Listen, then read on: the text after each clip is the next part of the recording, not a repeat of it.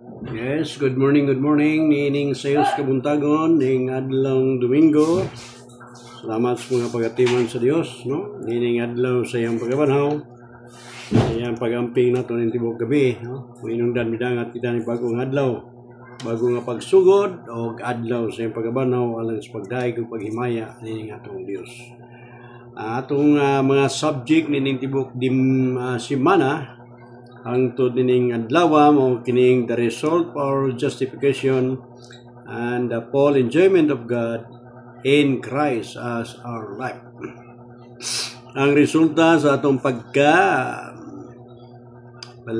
no? Resulta sa atong pagkabalaan ug ang kahingpitan sa pagpahimulos nato sa Dios diha ni Kristo ingon nga atong kinabuhi. Ang resulta sa pagkamatarong ug ang kahingpitan sa pagpahimulos nato sa Dios diha ni Kristo ingon nga atong kinabuhi. Okay, mo ni ang subject nato nining simuna, no? Dinhi ipakita nato nga una gimatarong ta sa Dios, be justified, then sunod dinhi nga pagkamatarong, no, una natay katungod sa pagpahimulos, no, sa Dios. Pinaagi kang Kristo Jesus nga atong kinabuhi. So kining pagpahimulos nato sa tulosan nga Dios nga nahikay, pinaagi ni sa kinabuhi ni Kristo, no? Pinaagi kang Kristo nga nahimo atong kinabuhi. So, salamat kay gihatagan ta ning pagtuo ug gipining pagtuuha nahimong kinabuhi nato. Tungod kay diha sa pagtuo misulod man siya nga kanato, then nahimo siyang kinabuhi, no? Espiritu sa kinabuhi nga nagbuhi nato. Kung nagiskutan sa Efeso kapitulo 2, no, sa mga patay pa kita, gibuhi kita tungkol sa grasya ng alawas kita.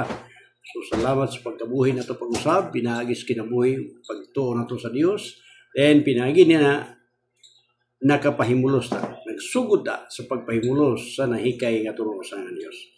Kaya ang kahikayan sa atong Dios, alang man kini sa pagpahimulos na ito. So, salamat kay tagaan ta, gipilit ta sa Dios, sa Efeso 1:4, sa pa matukod ang kalibutan, ipilit ang daan aron mabalaan o maginahin.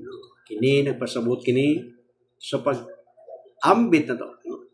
Nga nahimo na itong pahat ang tulos ng Dios, pinagi siyang kahikayan dito sa cross aron mahimo siyang atong kinabuhi o pinagi niya nga kinabuhi ato siyang ma-enjoy, mapahimuslan ingon nga tulos nga Dios alang sa atong pagpahimulos kada adlaw.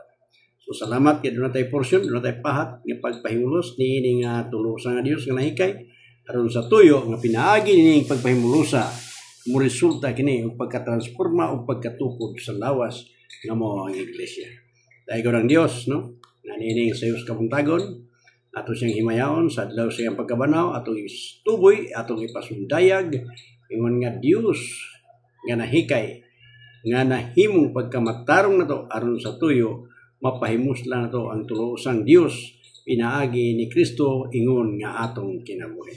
So nini nga kabuntagon niyo ko daghang salamat sa mga pulong sa Dios nga mahimong guide ato ning tibuok adlaw o mahimong giya nato ilabi na ang presensya sa Dios magauban ning tibuok adlaw ning adlaw sa iyang pagkabanaw hinaot.